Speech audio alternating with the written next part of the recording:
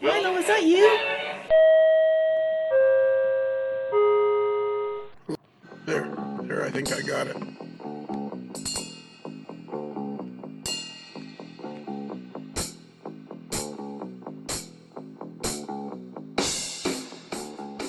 Check.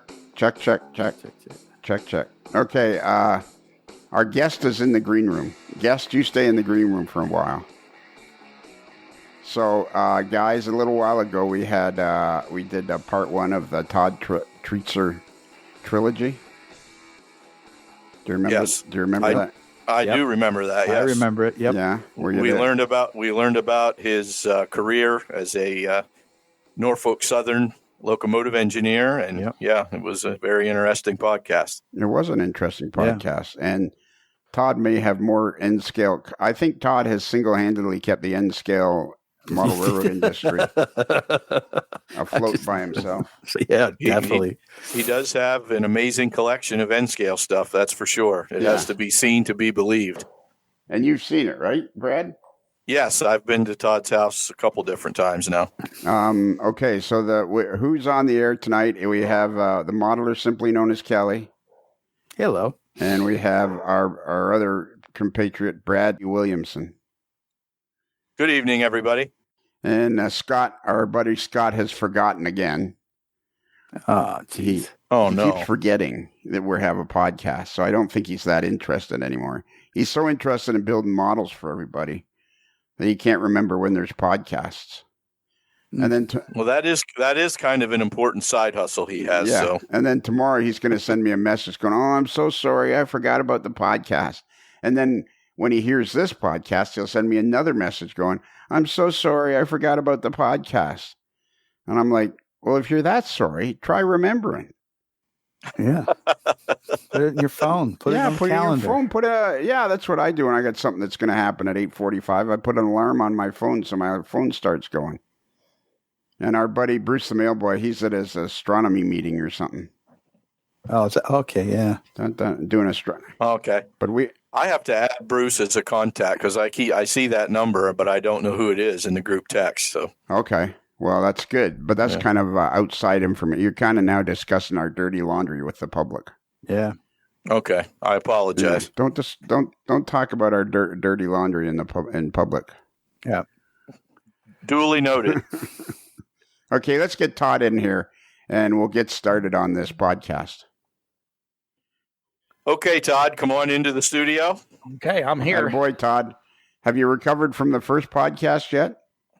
I'm still trying to. It was a lot of interesting fun. I love to talk trains. You probably know that by now. I did not notice that. I really. See, that just knocked me over with a feather because I didn't remember that. So tonight, Kelly, you know what your job is, eh? Yes, I do. I'm playing the part of the mailboy or the mail kid. Yeah, you're playing the part of Kelly, the modeler simply known as Kelly when the mailboy isn't here. Because if I ever say, Rapido Trains. You're fast track to model railroading fun. If it's N, if it's H-O, the fast track is Rapido. That's how we pay our bills here. That's how we keep the lights on, is we pay our bills with our advertisers. And that's the other thing. Without Scott here tonight, without our buddy Scooter on the podcast, we're not going to play our newest commercial. Oh, no. Maybe I can play it. I'll play it right now. It's for Lister Hover Homes. Levitate while you habitate. Lister Hover Homes. Oh man, that's fantastic that's done. I'm glad to hear that. Todd, we had this. Was Scott here when you were interviewed last time, Todd? I believe he was. Yeah, he's a fantastic modeler, and if you want any particular structure built, he's the guy to see. And he wins all the prizes at all the NMRA national contests. But he also, we didn't realize it, but he has a side business where he sells hover homes. And they're basically mobile homes that are built as hovercraft. and you can just move them around. They just float on water. They go anywhere, and you don't need level land or nothing. They're hover homes. They just hover. Huh. Yeah. Never heard of that. I told him I wanted that station that he built me in N scale to hover. Yeah. He said he's looking. Yeah, I thought that'd be cool. I think he's got that finished now. The other day he was complaining to me about the model he's building for Queso. Yeah. Yeah, he's going quick on that one. I mean, he's made a lot of progress on that already. And we already have. Queso was telling me there's already like more than 30 people signed up for the big Tomstock 2024. Wow, that's great. Yeah, so it's going to be a fun time. I think he said the bus for the Cheese Ball Express are all the seats claimed, or is it getting close? I thought I read it's something. About halfway full. Or something. Oh, okay. It might be closer to full by the time this is probably. I'm going to take a look at the schedule and see when this particular podcast will come out. Because the first episode of the Todd Treaster 24-part trilogy came out around the end of May. No, the first one came out around the beginning of May, like May 6th or May the 13th. And the second part, this part, came out around the beginning of June. Wow. So by now, we're only like 8 weeks away from the big Tomstock. And I'm on summer vacation. Okay. Because you're a physics teacher.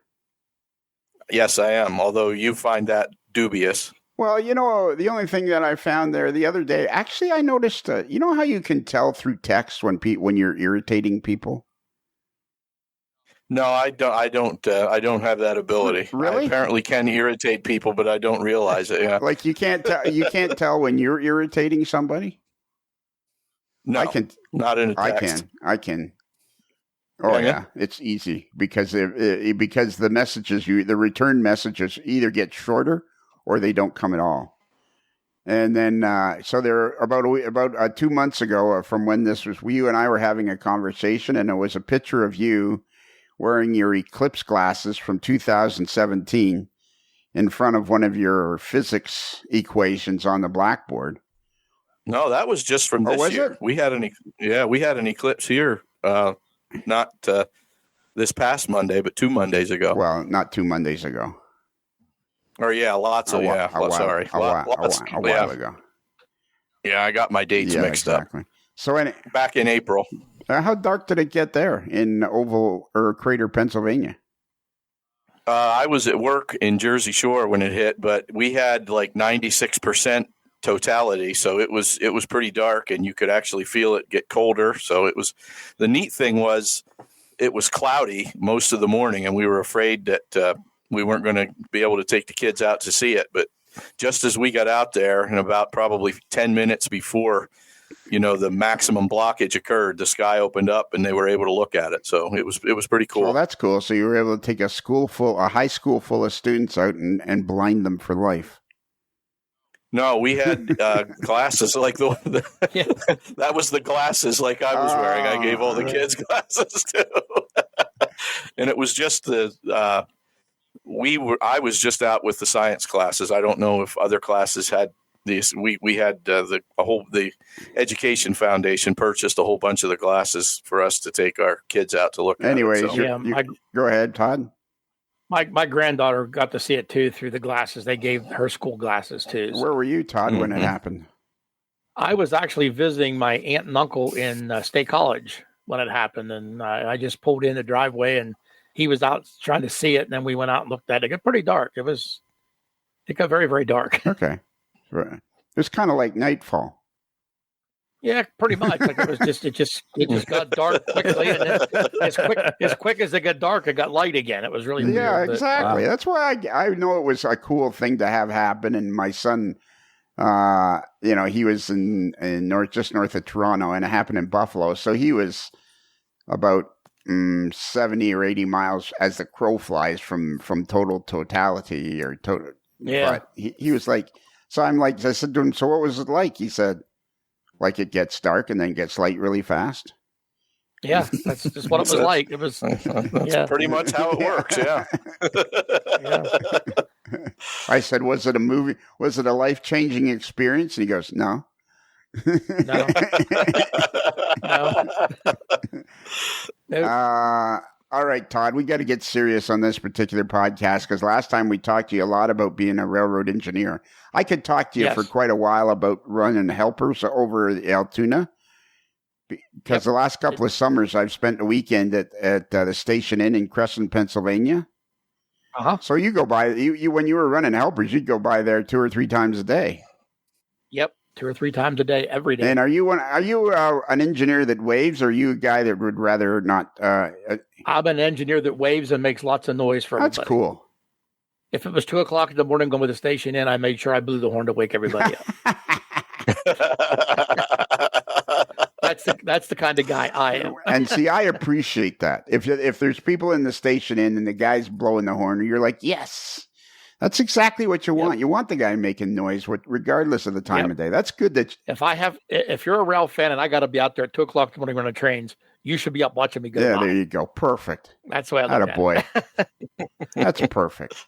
So I could talk to you for another couple hours about running helpers over at Altoona, but we probably shouldn't. We should probably be more serious about talking about your end scale railroad. Yeah.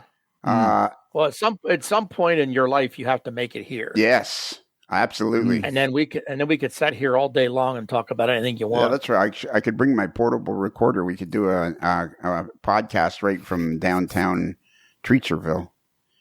Yeah, downtown Burnham, Pennsylvania. Yep. Burnham, Pennsylvania. Which is where you were the metropolis. Which is where you were raised, which is by car is about 70 miles from Altoona, Pennsylvania.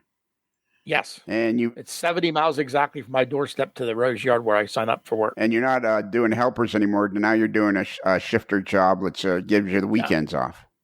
Yes, I'm doing a local job that works from Altoona to Hollidaysburg and back. It's an 8-mile run back and forth, and it's a pretty nice gig. And how long have you been doing that now? 5 years. And how long are you did you say you were 28 years on the railroad? 30. 30 now? Mm-hmm. 30 now, yep, 30 and years. You're gonna retire in the next few months, right? The end of July will be the end. Okay, yes. so I think we talked about this a little bit, but it was like a month ago, and this is only your second time on the podcast. So you like being a railroad engineer, correct? Yes, I love being a railroad engineer. I've done a lot of things that a lot of rail fans would have gave the right arm to do. You know? Yeah. And like running some of those office specials and stuff that we talked about last time. Yeah. So, but because of the commute, the 70 miles from door to door from your house, which takes you probably an hour plus every day? About an hour. Yep. Other than that, would you stay on for a few more years? I don't think so. No. I don't think so. I mean, railroading has changed over the 30 years that I've been on, and it's not the same anymore. I mean, it's still a good career. It's still a good job. I would recommend it to anybody, but when you start out, you're going to get hammered. You're going to be going to the hotel. You're going to be on call 24/7. That's the way it works. Right. You know, I just been fortunate that when I became an engineer. I hired at the right time, and the 76, 77 guys all retired, 5 years ago. Right. So that gave me the opportunity to hold a regular job, and I've been fortunate. Right. And even though your regular job, you didn't have weekends off, it was a steady job. Yeah, it was a steady job. It was a good job. I've never been furloughed in the whole time I've been on, and it's been a good career. I can't complain. And one of the things I've talked to our buddy Uncle Dave Ableys, who works for New Jersey Transit on the rail side, and I mean, he talks about the railroad pension plan. Which in fairness to railroaders doesn't seem unreasonable because of the fact that you guys had to give up a lot of what most people take for granted, weekends off and things like that. You guys have had to give that up in order to have this kind of railroad pension. Yeah, absolutely. I mean, as a prototype railroader and a model railroader, I try to carry some of the prototype things over. But for the most part, it's having fun with your model railroad and not being serious about it. So, and I know a lot of guys that aren't railroaders want to play dispatcher and do the card system and do this and that, which is great. No problem here with that. But once you do it every day and every day, it's like, let's just run trains and have fun. You know? Yeah. So that's primarily you don't have operating sessions per se like a lot of railroads do, but you do have guys come over on a regular basis and run the trains. Is that it, or? I don't have guys come over on a regular basis because there's not very many people around here that do any model railroading or things like that. But we do have open houses. I do have operators come and we operate the railroad, basically run trains in and out of the yard, around 375 feet of main line, Jeez. And 375 feet in N scale, that's a long way. That's a long way. Yeah. When you run, I run 100-car trains normally. Wow. And when a 100-car train leaves the yard, it virtually disappears. Wow. Because it goes through several rooms in the house. It goes through the showcase rooms, a small bathroom I have in the basement, and comes out in the city of Pittsburgh. And then it's got two big peninsulas to work their way around until it comes back to the yard. But 100-car trains get lost. And we talked about this before. Is there any place on the internet for people to see a track plan of your railroad? I don't know if there's any place on the internet. That's something I could probably put on my Facebook page that I made that you suggested. Yes. And I actually did it. It's what? I think it's called Todd Treaster's NYSNA's Pittsburgh division. Okay, I'm going to look for that now on Facebook, and it's all about the models. And I just created another one about collecting N scale. Oh yeah. So I'm going to kind of feature my showcases and the beginning of N scale, starting with the Lone Star that was developed in the 1960s, which kind of put N scale out there. Don't get too far ahead of us there. To NY, what is it? NYSNA's Pittsburgh division. SNA. All right. And what does all that stand for? New York, Susquehanna, and Allegheny. All right. I didn't find it. Can you? Yeah, if you put Todd Treaster on Facebook and then that behind it, it should come up. And Lionel, if they type in his name on YouTube, there are tons of videos. Yeah, I know. Oh my God. NY. I'm watching right now. I'm watching this 100. It's got to be a 100-car train. It's just going and going and going. It's like, is it a coal train with sound? No, it's a mixed freight. I'm not mixed finding freight, the okay. Facebook. Let's not get ahead of me here. I can't find this. I know. Help me find this Facebook page, you guys. All right. Todd Treaster's NYS. Anybody? Yes. It's NY. It's Todd Treaster's NY, comma S and A's, and that's the ampersand symbol instead of and. Well, can you send me the link? You know what I mean? You send me the link on Messenger? Yes. Please? Yep. I'll do that. Sure can thing. Can you please, Brad? Brad, can you? Sure, Lionel. Can you please send me the link, please, Brad, on Messenger? Anything for you? Do you want it in the chat here Facebook, or in Messenger? On Facebook Messenger. Okay. Yeah, I'm efforting that as we speak. Can you do that for me, Brad, please? I'm begging you.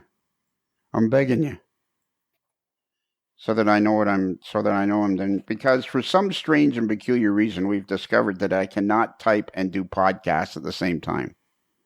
We don't know why, but that's some sort of an anomaly that we've discovered, that I can't type and do podcasts at the same time.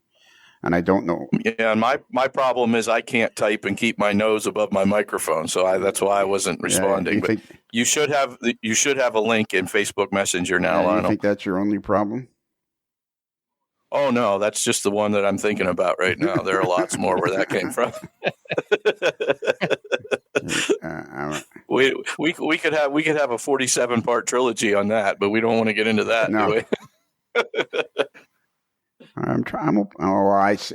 You know what's, and the other problem is, this is why I'm getting all screwed up, because right now my Facebook is on my Modeler's Life page. I only have two Facebook pages: Modeler's Life and my own personal page. But if I get on, if I'm on Modeler's Life, the only thing I have on there, and anytime I go to do, okay, I'm finding it now. Look at me finding it now. Oh, look at that!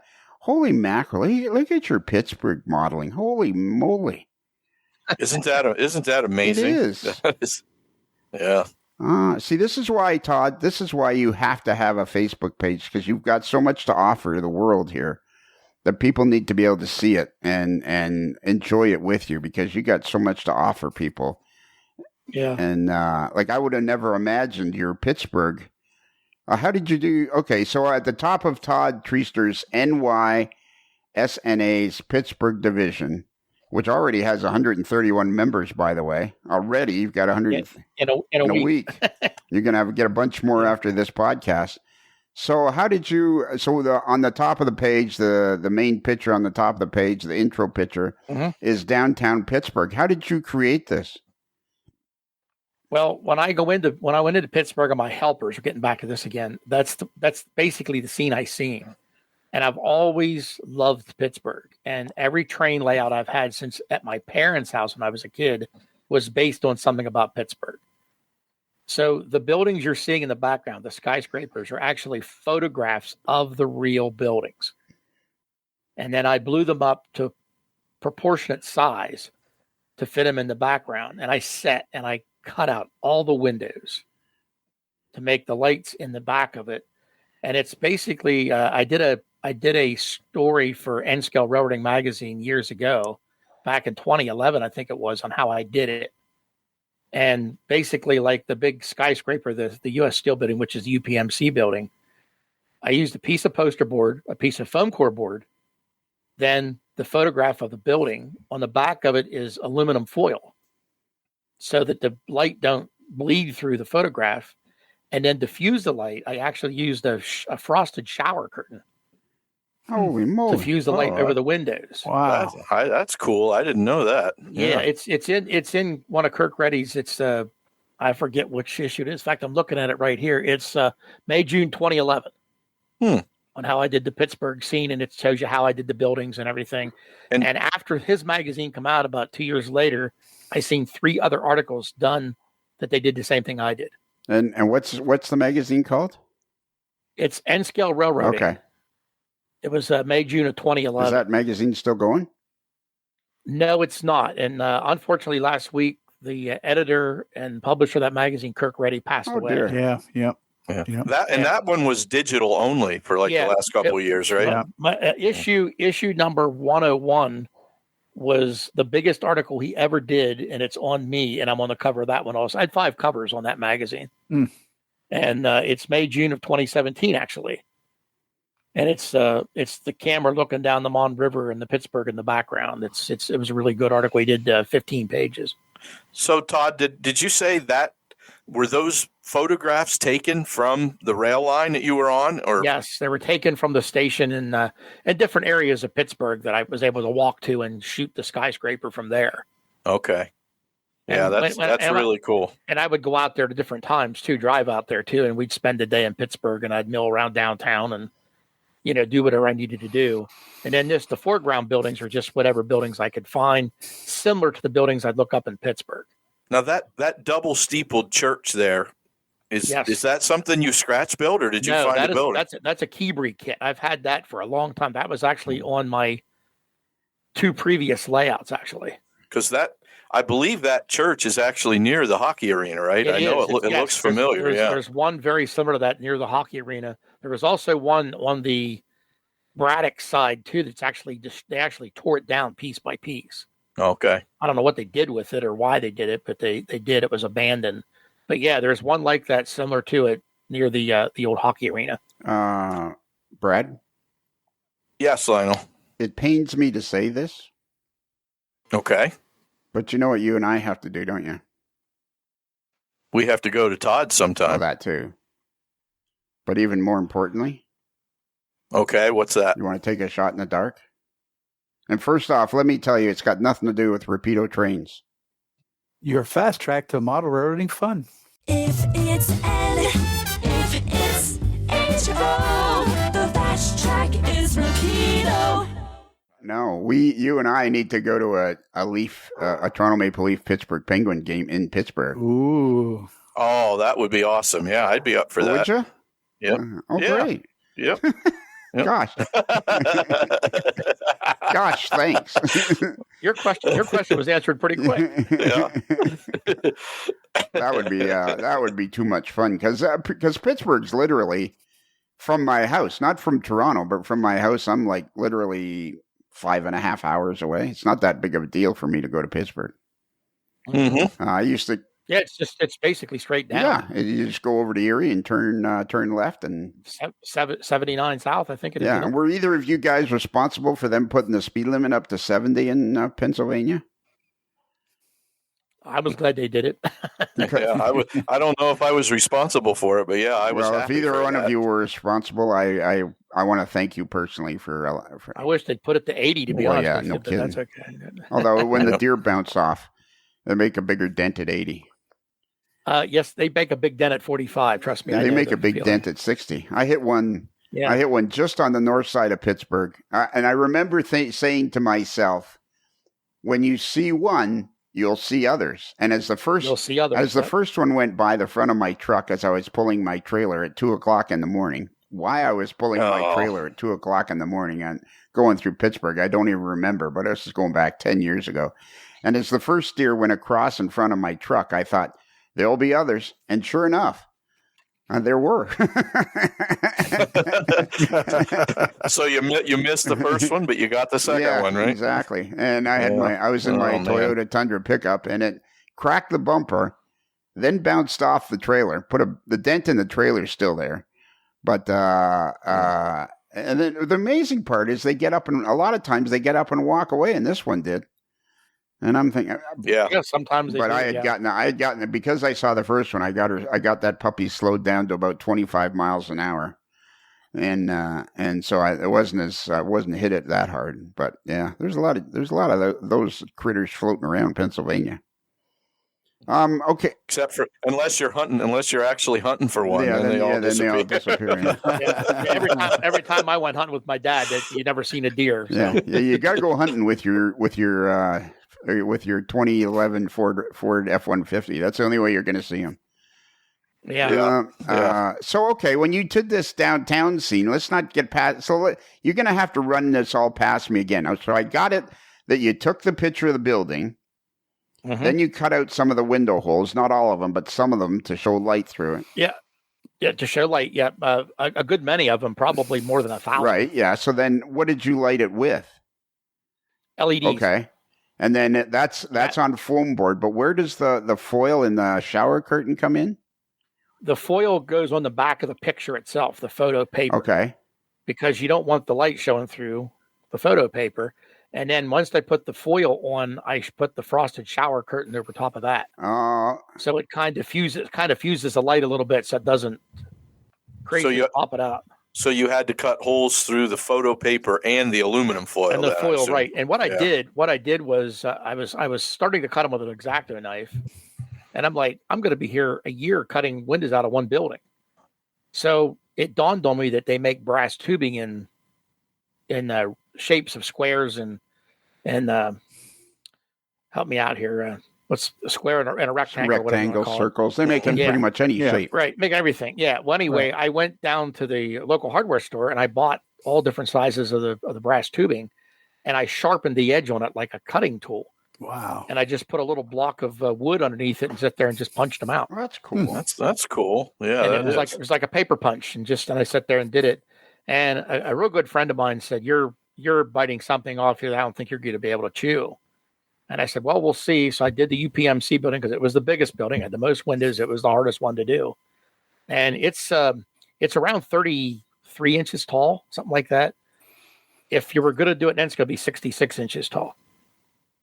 Wow. So if you were going to do it the prototypically the right size, because it is 860 feet tall, I believe is what it is in real life.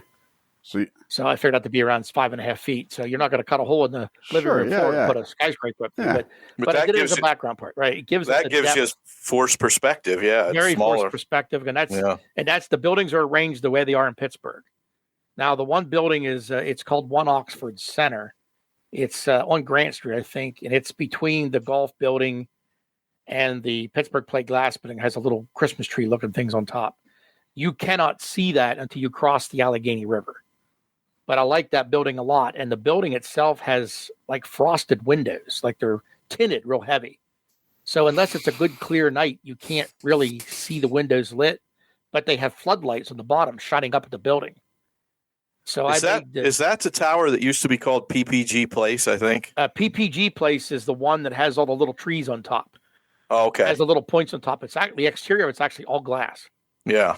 But then the one Oxford Center, I actually have pictures of it being built when it was still in its skeleton stage before it had skin on it. But they have these spotlights in the bottom, and I mimicked that. I put little tubes and I put LEDs in them so they would shine up at the building at the bottom of it. And in the night, it actually lights it up. It's pretty cool. So, this is said as a smart-ass Toronto Maple Leaf fan. So take this as being said by a smart-ass Toronto Maple Leaf fan. That's the way you got to take this. that's okay. Listening to two guys talk about Pittsburgh, two guys that live around Pittsburgh, it's just not that interesting. Well, it is. I'm a fan of big buildings. No, and I know. I'm just saying that itself, as a smart-ass Toronto Maple Leaf fan. Yeah, In reality, I understand. I'm fascinated. I could almost do an hour and a half about this cityscape because, I mean, what you've done here is so cool. So now let me ask you this question. And Kelly, I'm sure you've got a lot of questions about it too. Oh, yeah. Jeez. I'm going to make that. Oh, look, I just made the picture bigger. It's even cooler now. Okay. So, wow, I did, though. I just clicked on the picture. Now I see the foreground, too. Yeah.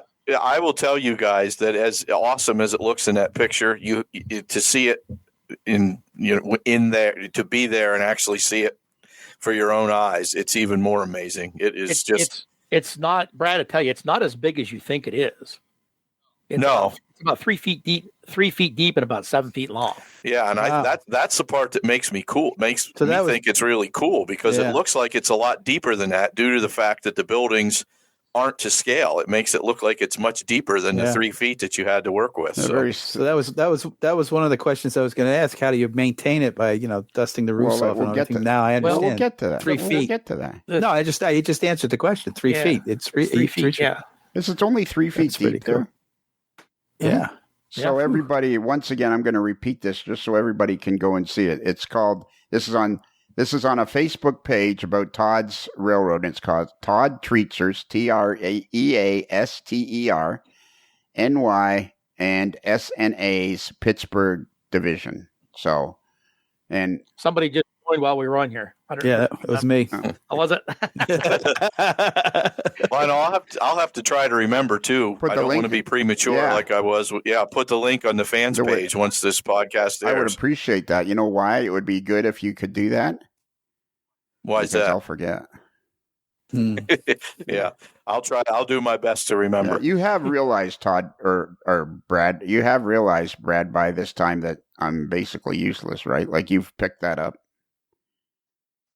I prefer not to call it useless because I feel that I share a lot of those traits too, and I think useless might be a little harsh, but yeah, I know what you mean. Yes, if you're going to jump off that wagon, I'm not too far behind. Okay, I'm going to talk. We're a bunch of old guys who play with toy trains, so that pretty much tells you all you need to know. I don't like the term toy trains. I prefer the term model railroad or model trains because I don't think they're toy. I agree with you.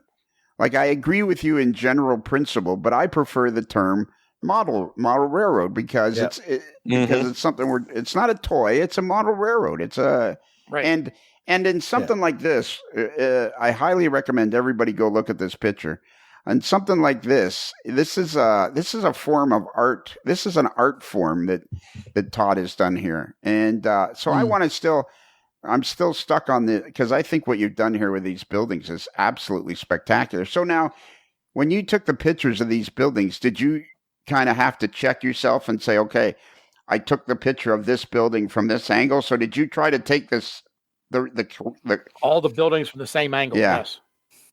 And you had to get the sun on the same angle, too, the same side. Okay, what time of day would this have been? It would have been mid-afternoon. Okay. It's a very slick it's a very, very slick result. Like, holy mackerel. Like, if anybody... Yeah, it was a tremendous amount of work. I mean, it took me a while to get it done. And as I was doing it, I was taking pictures along the way to do an article for the magazine. Yeah. Lionel, this sort of reminds me of... what's McCall's layout up in puberty? Puberty? Cellulose. George Cellulose is Peabody. Yeah, it's a modern, a modern version. A modern version of his. Yeah, and I have his book, his book that he put out years ago. I have a copy of that. It's Peabody. And, it's Peabody, not puberty. No, it's pronounced. It is not pronounced puberty. It's pronounced Peabody.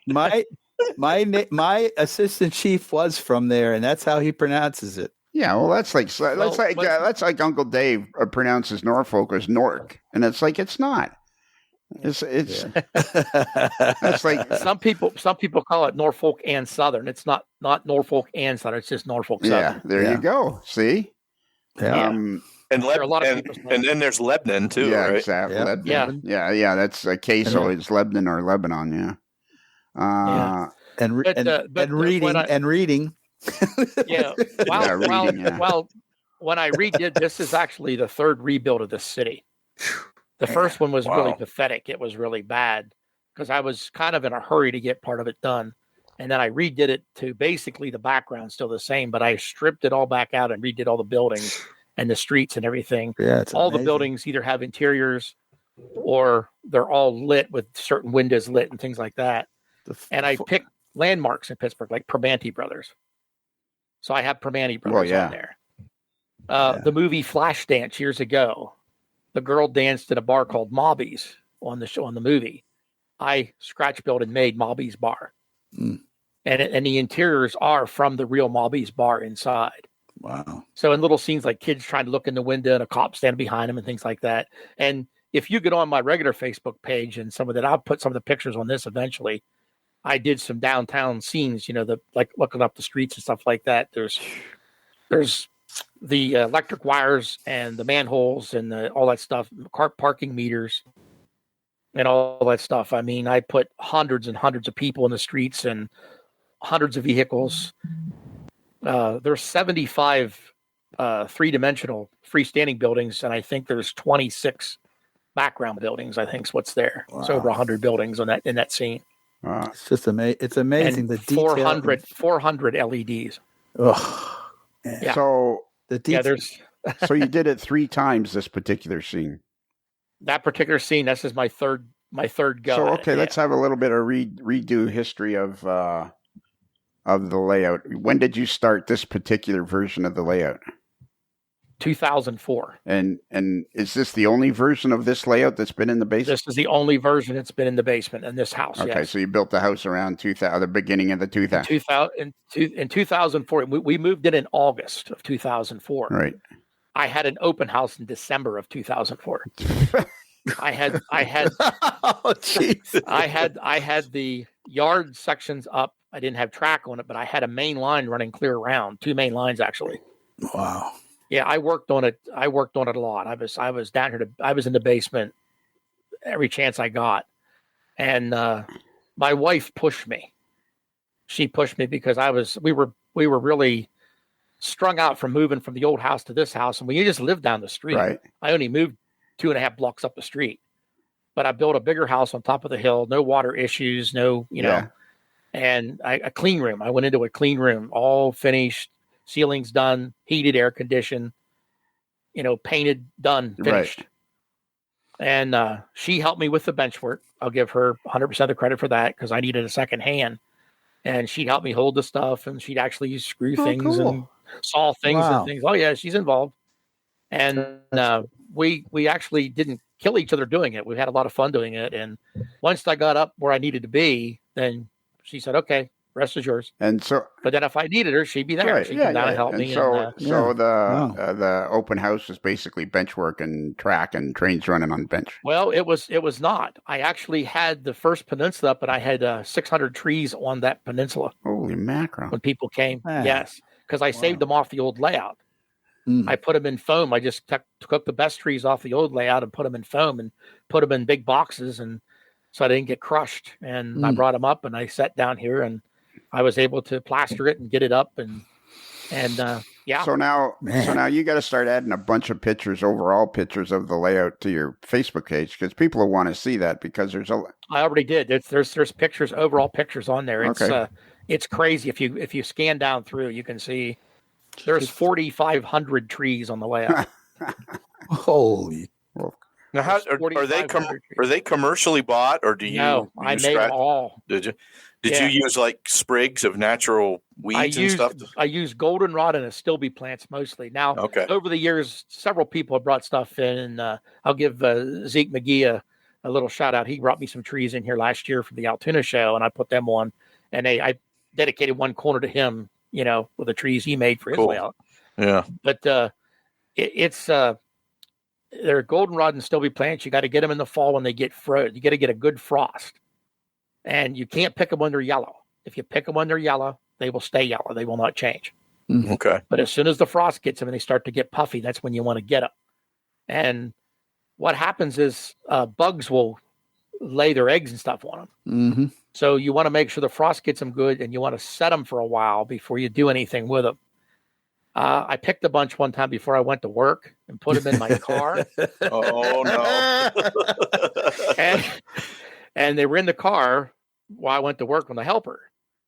And I come back and opened up the car door, and there was probably 5,000 little bugs in my car because they incubated from the sun heating up. So, but people say they're allergic to them. It's you will be allergic to them if you try to sniff them or snort them. Once you get them painted, and I spray them with green paint. I get a cheap can of green spray paint, and then I ground foam them with Woodland Scenics ground foam. Mm-hmm. And different shades of the ground foam works really good. The blended turfs and things like that, because not all trees are the same color. Oh, man.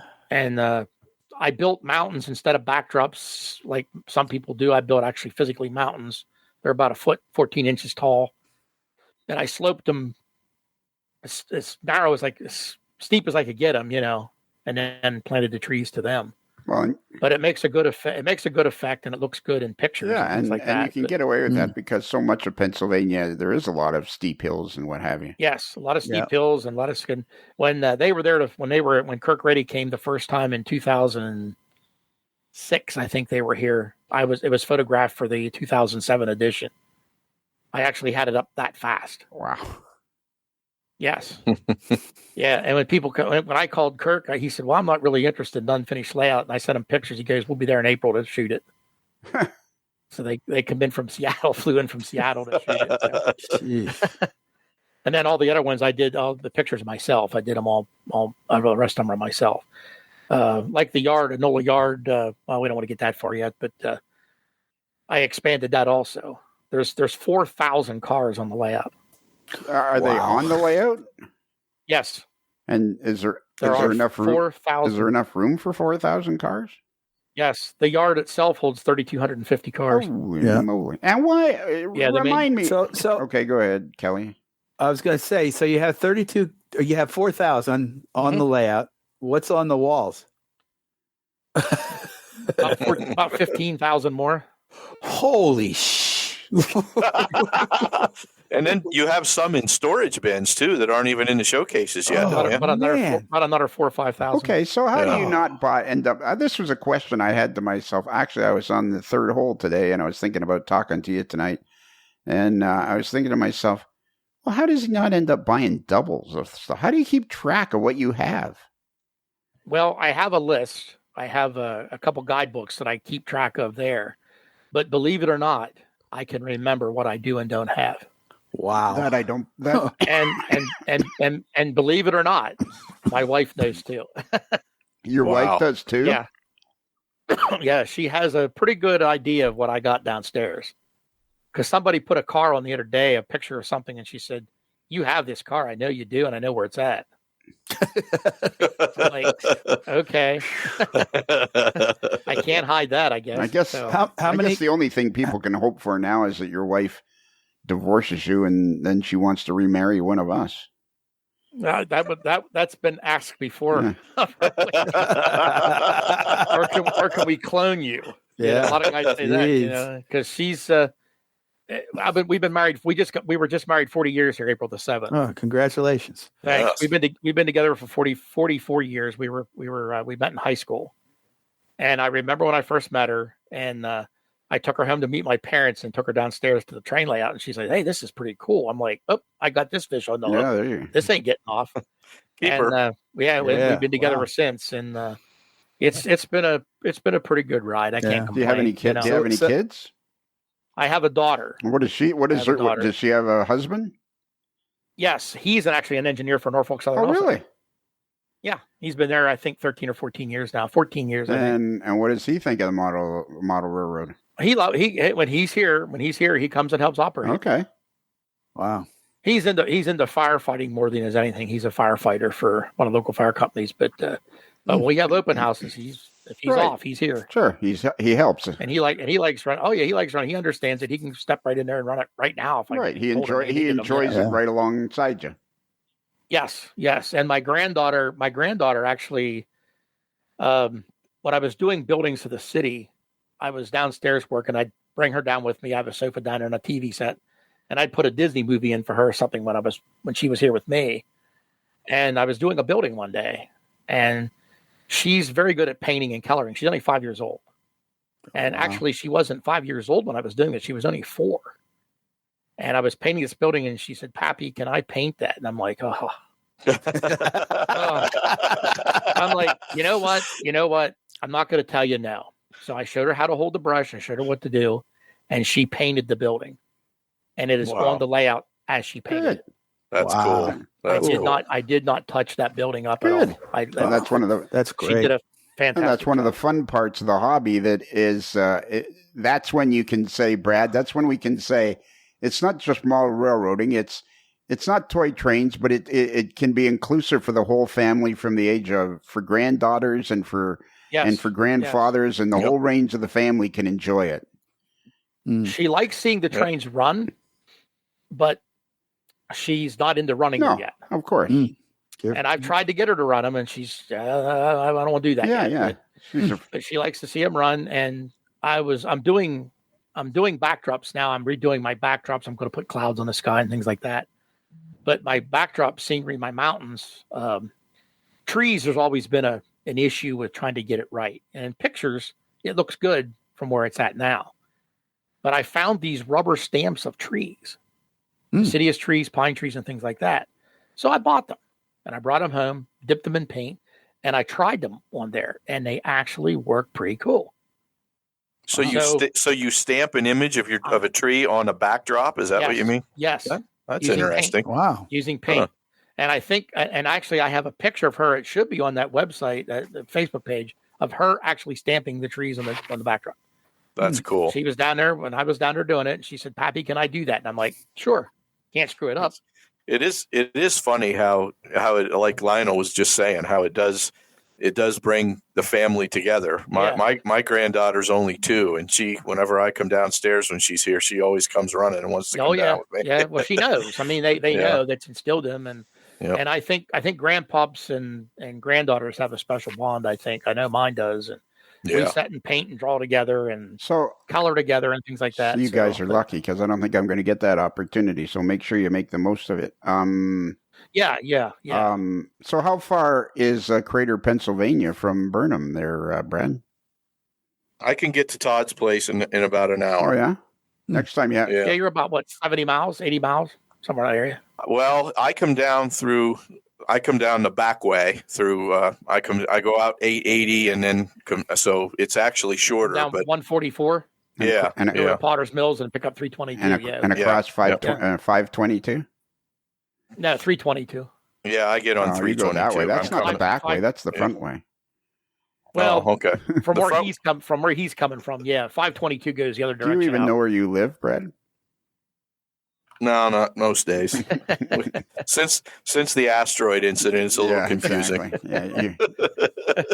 It's like New Jersey. There's no easy way to get anywhere. No. It's actually a really nice drive from here. The way I go down to Todd's place when I go that way when I used to go to Williamsport up to English's. Yep. That's how we would go up 144, pick up 80, go across to Lock Haven and up through. Mm-hmm. Yep. So yeah. And Lionel, I don't mean to interrupt, but I found a really cool nighttime picture. I'm going to send it to you in Messenger of his cityscape. Okay. Send me that in Messenger. He's got some good ones on his. There's one on the Facebook page. Yeah, that's where I found it. I didn't know if you guys had seen that yet or not. With everything all lit up, it's beautiful. I've been stuck on this one where you can see down the peninsula and the cityscapes down in the top left-hand corner. How long is that peninsula? 28 feet. Wow. That's a good long peninsula. It's almost a mile on N scale. Yeah. And so what electrical system do you use? I'm using MRC's Train Power 5s. They're 5 amp set to 18 volts LGB voltage. And they have a memory control. So I have plugs around the layout. They use phone cords is what they use. Right. And I use the DIN connectors because they're heavier and more heavy duty. Right. So I just wire them to that. And I have there's 3 locations in front of the yard, one on each end, one in the middle. So these are, and then on another room, there's a location to plug in, and then 3 places around the layout to so plug in. let's not pass over this. And the only reason I never went to DCC is because this system works for me. Yeah, I was going to ask you that question, but I was going to say to Kelly, in these pictures of all these showcases, which one of those in the showcases, Kelly, was Rapido trains? Your fast track to model railroading fun. Rapido trains, your fast track to model railroading fun. We're very proud to be sponsored by Rapido trains because yes, your fast track to model railroading fun. Rapido trains, your fast track to model railroading fun.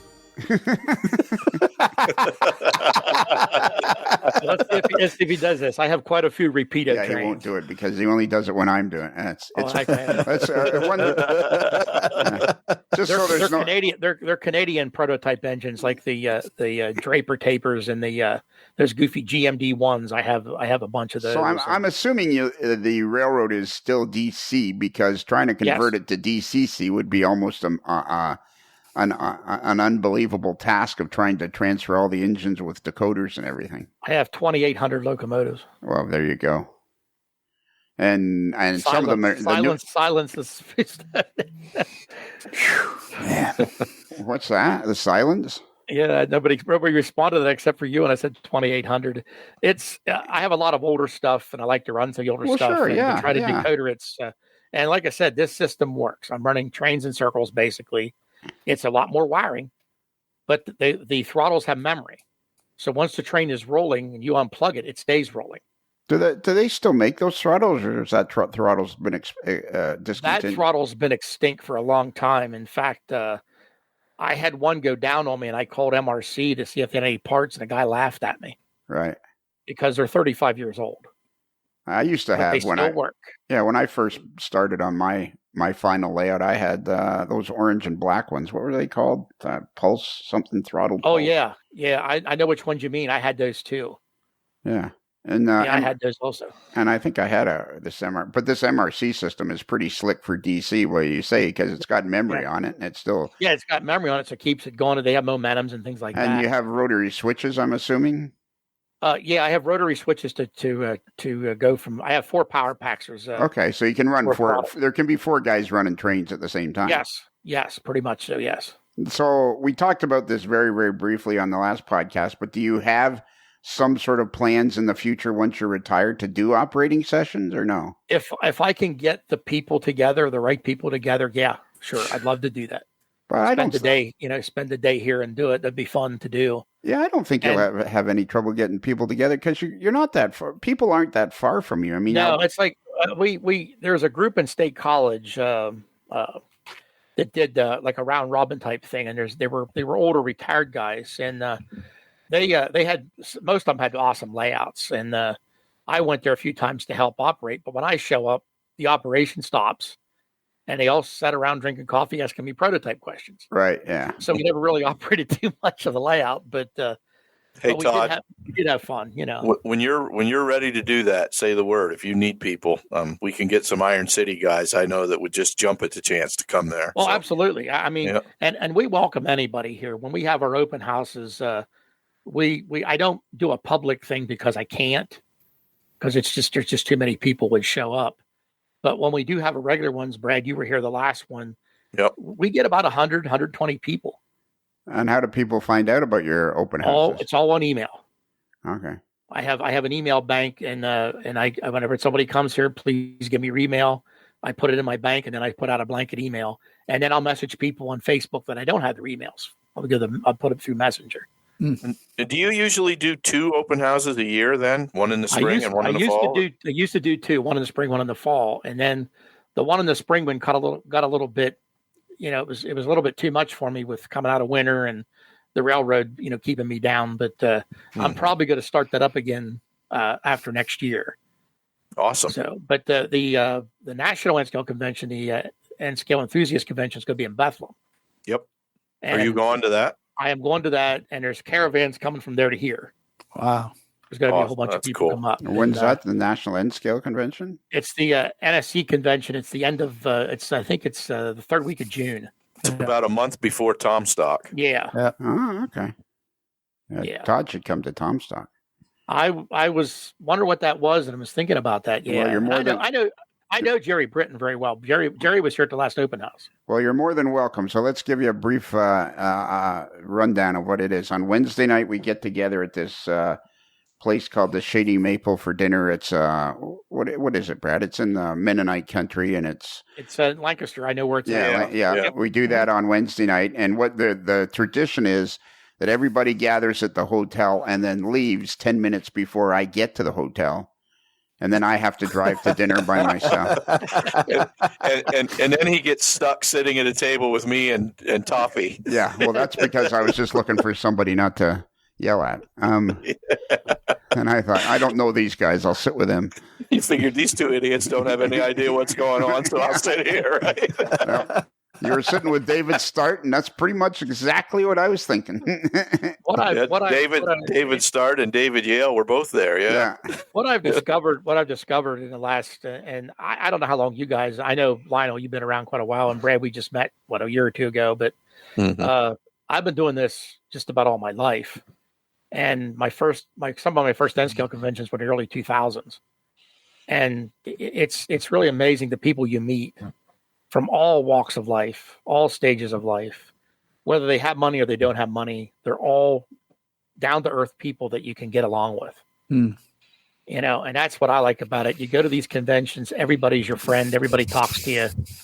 There's no problems. There's no, I don't know what to say. That's what I like about this bunch of AML guys I've been fortunate to get hooked up with. If you ever come to one of the events of the AML, it's always like that. It's just a good bunch of people, and that's a lot of fun. That's what I've discovered over the years of all this stuff. I mean, even the Altoona, the show. I don't know, Brad, if you were to the first one, whenever just slipped my mind. He just passed away. Mike Phillips. Mike Phillips. Yeah. Yeah. I was his first one, and the second one they ran buses to here from down in Bedford. Yeah, I know the first one I went to was in Bedford. I don't think I was at the first one though. Yeah, the very first one was at the fairgrounds in Bedford. The second one was too, and then he lost that and he moved it to Everett to the gym thing there. Mm-hmm. Whatever that was called, the fitness center or whatever. He had it there. Yeah, I was there a couple times too. And it was there to that. I've been to all of them. You know what I'm thinking, Brad? What's that? And Kelly. Yes. Kelly, I think you'd be the best one to break this news to Queso. I think we'll let you take this job if we're not. You mean like changing plans? No. The plans will stay the same for 2024, but for Tomstock 2026. We'll have the bus go up to Todd's house. Yeah. And that you know where else? Cool. You know where else we could go? Where's that? We can see how deep Crater is. Yeah, then we could go from there over to Crater, Pennsylvania. Exactly. Yeah. So that's on Wednesday and Thursday. Todd, we ride the Reading and Northern's RDC, which they rent to us, and they are incredibly hospitable to us. They do they bend over backwards to make sure that we have a great day. I don't think they could be friendlier or more accommodating for a railroad. It's very, very great. And then on Friday, we're doing the Jerry Britton Cheese Ball Run. Yes. And then Saturday, we have a barbecue at Tom, what's his Jacobs. name? Jacobs. I knew that. Just say queso, Sal. I knew that. I know. You sounded like you were stuck a little bit. I sounded like it. I was just testing you. I was testing. Okay. Well, that's one of the things we do here too. And Brad, to tell you, we put a food spread out like Nobody else does it at open house. Boy, so your snacks are good then. We make this is beyond snacks. I'll tell you that now. We make homemade meatballs. We'll make 300 of them. Homemade meatballs. Yeah, wow. homemade meatball sandwiches. We have sauerkraut and hot dogs. Could you? My daughter's a baker. She'll bake whoopie pies, cakes, Todd, fudge, you name it. Todd, we don't really know each other that well, but could I ask a favor of you? Yes. Could I send a guy named Chris Wayman to your house? Yeah. His idea up until recently of good snacks was a half a bottle of lukewarm water. Well, I've been to quite a few open houses that people have, and they usually have snacks and things like that. But we put the food spread out, and my mom taught us how to make them, and now my wife and I do it now because my mom had passed away. But I think that's what made a lot of people mad, because we did the open house in the spring and the fall. And when I kept doing the spring one, people got mad. Oh, yeah. They were upset because I don't think they came for the trains. I think they came for the food. And we used to do it. We used to do it downstairs. I'd set up the one showcase room downstairs. I'd set tables up there and have it there, and then everybody could sit around down there. But since we expanded the back of the house and made it here, I have 3 tables up here now, 2 kitchen tables and a small table. We put the food in the back porch area, and that's where we plug everything in, and people can come up and they can get their food, and they can sit at the tables up here and relax, and So not dragging this stuff downstairs. So what is a showcase room? There's 2 rooms downstairs with showcases on them. There's 135 display cases on the wall. So look at go to the photos, Lionel. You'll see I know. It's an audio podcast, so I have to describe a word picture to people. But it's a great day, and people come from New York, New Jersey, West Virginia. I had a couple drive up from Connecticut or from Kentucky a couple years ago. Well, there you go. This guy called me and says, "Hey, what time you open on Saturday?" I said 10 o'clock. He said, "My wife and I are coming up from Louisville, Kentucky, and how long can we stay? All day if you want." He's like, "Are you serious?" I said, "Yep. Prepared to eat. Prepared to come and eat. If your wife wants to sit upstairs, she can go upstairs. She can do, relax upstairs." And we just hang out here all day and run trains.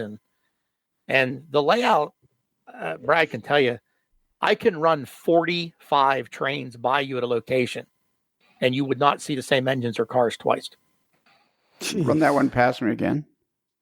There's 45 stage trains on the layout, and I can run 45 different trains by location, and you would not see the same ones twice. How big is the basement area? It's 35 by 38 feet overall. Wow. It's basically an L shaped in the basement. And is it mostly layout? Yeah, it's 3/4 of its layout. And but then under the layout, there's showcases, and then the one wall by Pittsburgh showcases, and then there's 2 rooms of showcases. So how did the showcases come to be? Like, at what point? First off, let's just review. Why N scale? How did it end up being N scale? Well, I'm like everybody else. I got a Lionel train set when I was a kid and had that, and I didn't like what you could do with it because I like to run big trains. So I begged for an N scale layout, an N scale train, and my mom said, "Oh, they're too small. They won't stay in the track." Blah blah blah blah blah. So I got an HO set for Christmas one year. It was one of them AHM big deluxe things with all the cars and track and switches and buildings and all that. And I set it up, and I hated it. Didn't want to tell her that, but I hated it. And I talked my grandfather into buying me an N scale train. And he bought me my first N scale in 1975. And it just took off from there. And I just never looked back. So would you say part of your thing is that you're a collector? I'm both. I am a collector. I have probably the most complete, I know it's the most complete Lone Star collection in the world. I have over 2,000 pieces of the beginning of N scale Lone Star. It goes the whole way along my wall, down the stairs. And I have the train sets. They're die-cast metal. They were made from 1960 to 65. And I have one-of-a-kind manufacturers, research and development cars and things like that, because I became a friend with a guy that bought the warehouse out. And we became pretty friendly over there. And when he gets this stuff, he gives me a call.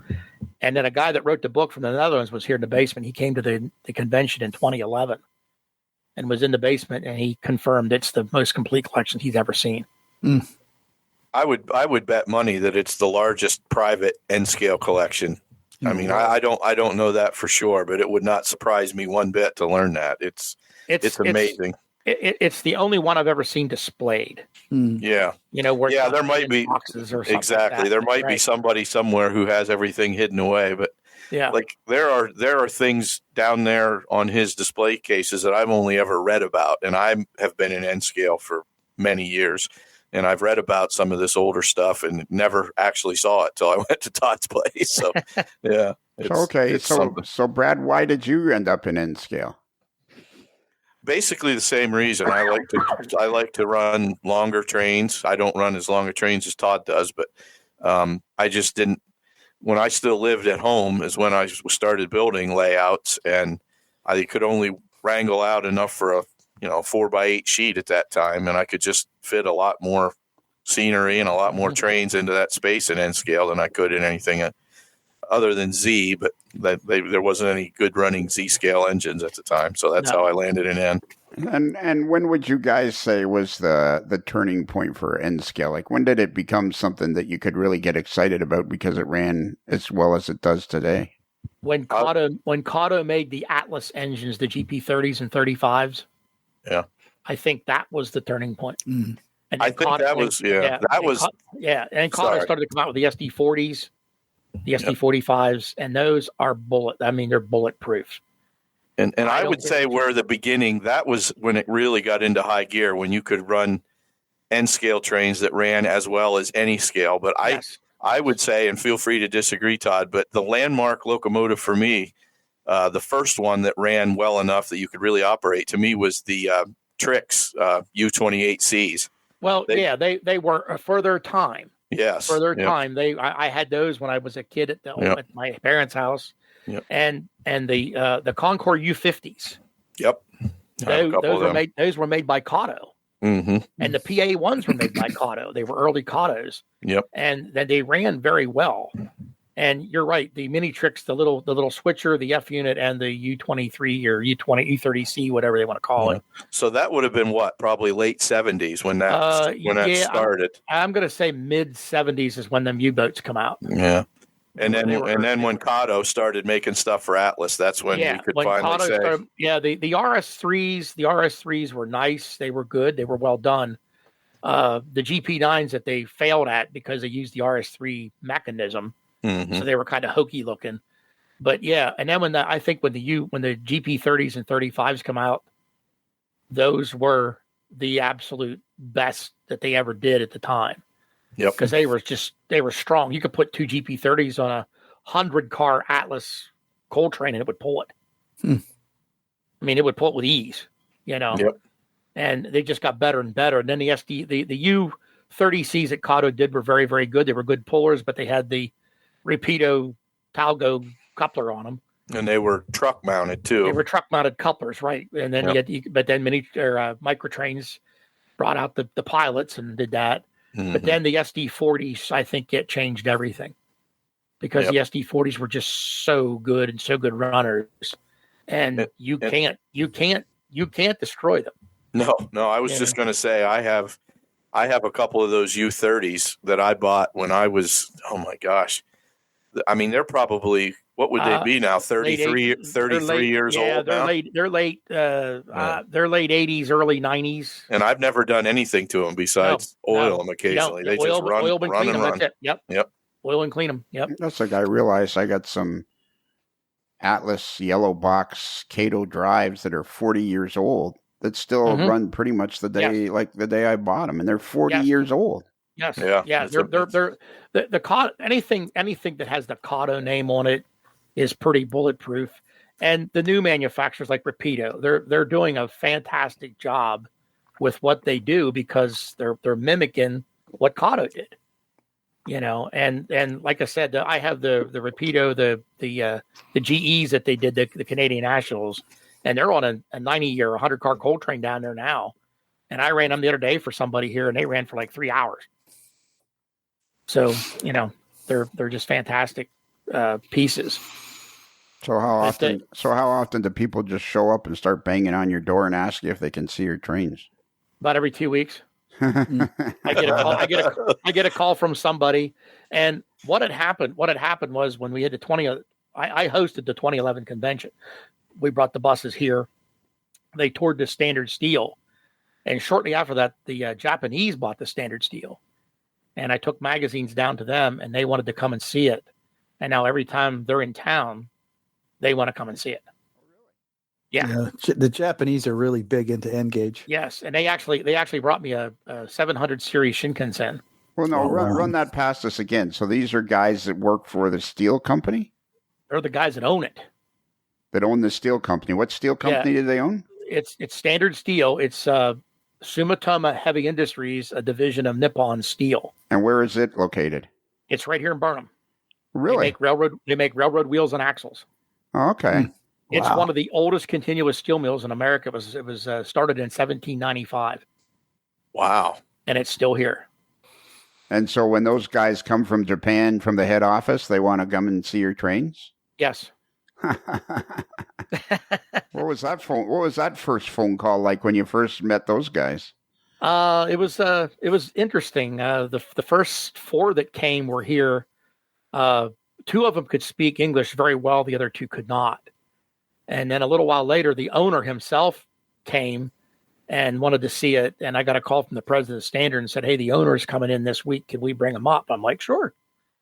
And there was like 8 or 9 of them showed up that time. And 3 or 4 of them couldn't speak English. It was really interesting listening to them talk. But they're very, very, very polite. Very respectful. And the one kid pulled a camera out and started taking pictures, and the guy yelled at him. And he put his camera back in his pocket and said, "He's okay. He can take pictures if he'd like." And he apologized. So I said, "You can take pictures. It's fine. I don't have a problem with it." So, but they've come here several times, and it's been pretty interesting. That must be really quite rewarding to have those guys that own the steel company come by, because they know that when they come to the plant in Burnham, that they can stop by and see this fantastic N scale layout. Well, it's okay. Yeah, but we do. It's pretty. I got to keep things cleaned up because I don't know who's coming. And then when I do have somebody, I got to call.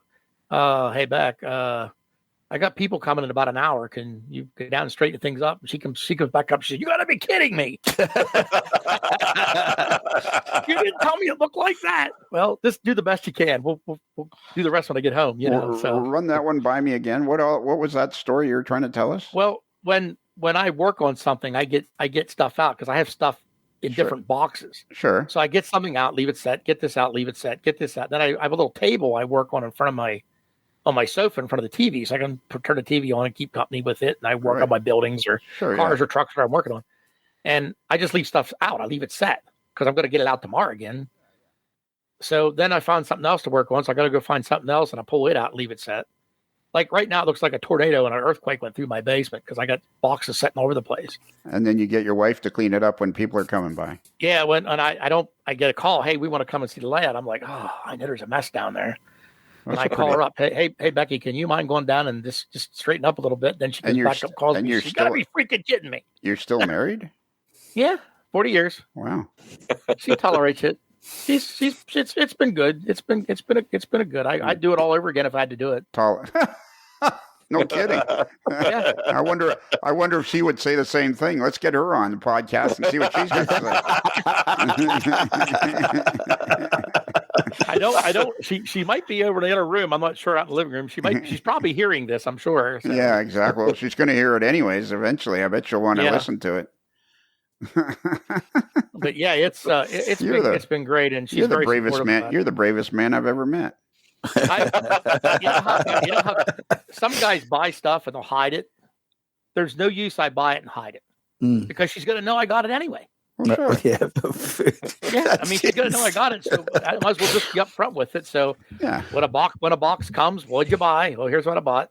Yeah, well, sure. What do you want? A new pair of sneakers, new clothes? What do you want? Yeah, exactly. And she actually collects pottery, and it's crockery and stuff from the 1800s. And there were some local manufacturers around here that made it. That's what you stored your dry goods in.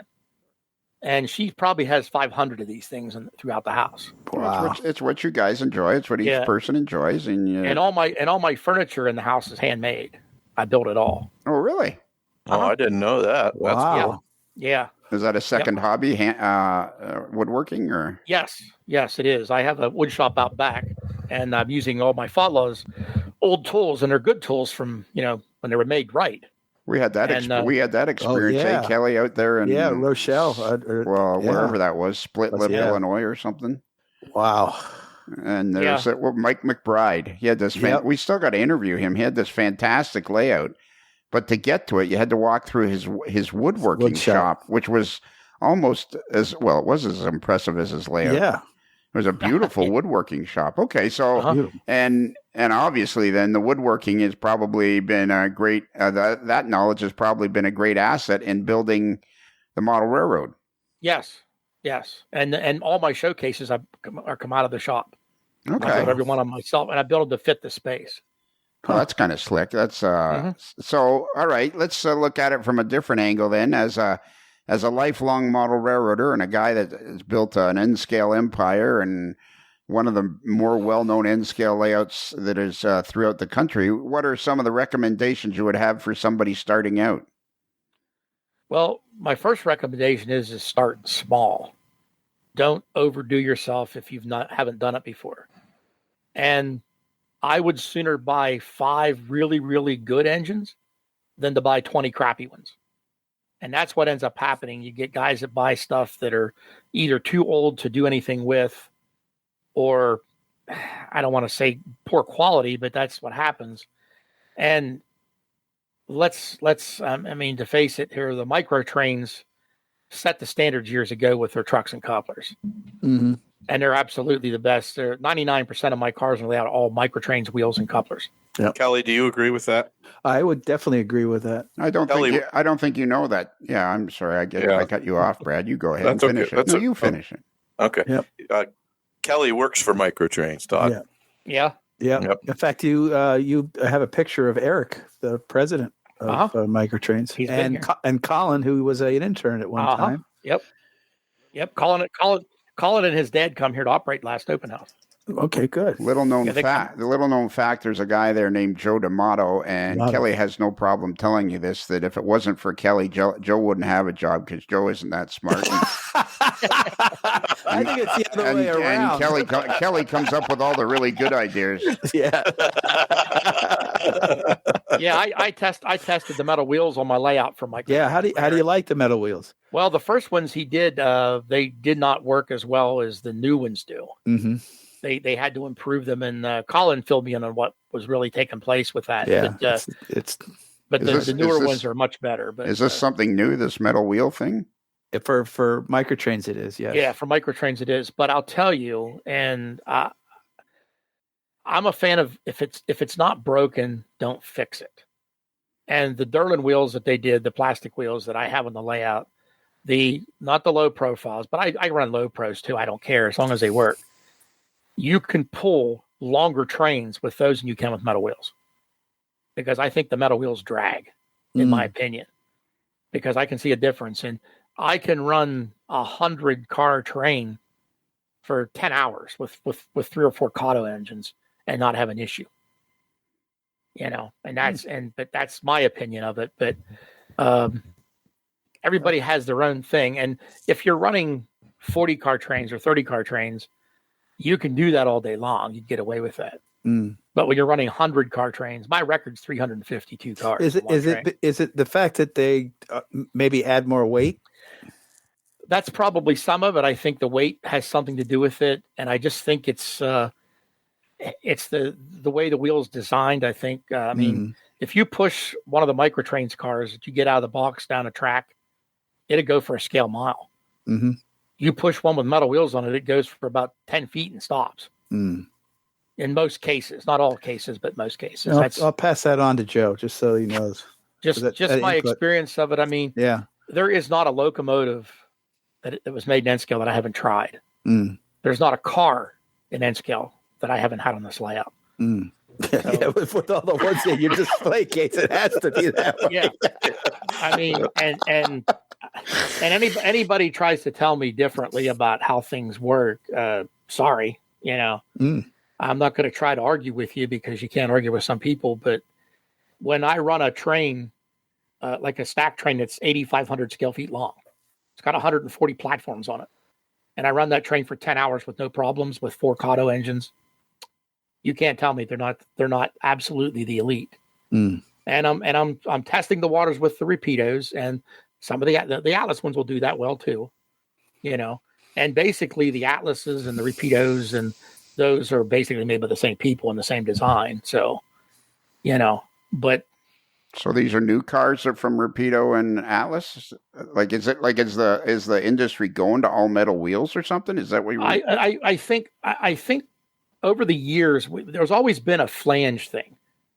They always, if you heard the term pizza cutters, the wheels always had these pizza cutter flanges on them. Well, from the old forums and things like that, pizza cutter. You got to have low profile.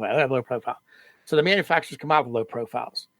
And if your track work isn't flawless, the low profiles aren't going to work. They are going to derail. You're going to have derailments. That's the bottom line. Then Microtrains come out with a mid-size flange. So they're not low pros, but they're not pizza cutters, and they work really well. You got a lot of more lenience with them. But what people don't understand, a real railroad wheel is only 5 inches thick. Put a micrometer on any railroad wheel and it's 10 inches thick. So everybody's worried about the flanges on it. What about the tread itself? If you made the wheel exactly prototypically correct, you wouldn't want to train on any layout because they wouldn't track. Your track would have to be absolutely 100% perfect. Right. You know, and the real railroad's got a 2-inch tolerance. So you got 5-inch wheels and a 4 foot 8.5-inch gauge. And if it's more than 2 inches out of tolerance, the track's out of service. Right. And 2 inches ain't very much. All right. Let's slow down here now. Let's see if we can pick up on what you're saying. So what you're basically saying is the width of model railroad wheels is basically twice the size of a prototype wheel. That's correct. So they couldn't do prototype wheels even if they wanted to. If they did, they wouldn't work. And why wouldn't they work? Well, because I'm not saying it wouldn't work on everybody's layout, but your track work would have to be absolutely in tolerance the whole way around. And even the rail itself is out of scale. It's I mean, you can use code 55 all you want. The railhead itself is only it's only 5 inches wide, if it's even that. I think it's only 3.5. So it's almost an impossibility to make it exactly prototypically 100% correct. And where do you fit in on that? Like, there's some people are like, it's got to be prototype. Where do you fall in that thing? Like, what's more important to you, giving a really good illusion of a railroad, or prototype is so important to you that you're not interested unless it's prototype? A good illusion. Right. A good illusion. And let's face the facts here. If your railroad works and it doesn't give you problems and you don't have derailments, you're a happy man. If you're down there fixing track and it doesn't work, you're not happy with it. So that's what happens. People get frustrated. And my layout, I build the foundation. The foundation of the layout is the most important. Using the proper wood, using the proper plywood. You know, finished grade plywood is the best stuff to use. And why if you're going to use the flake wood that they sheet houses with, that's what it's used for.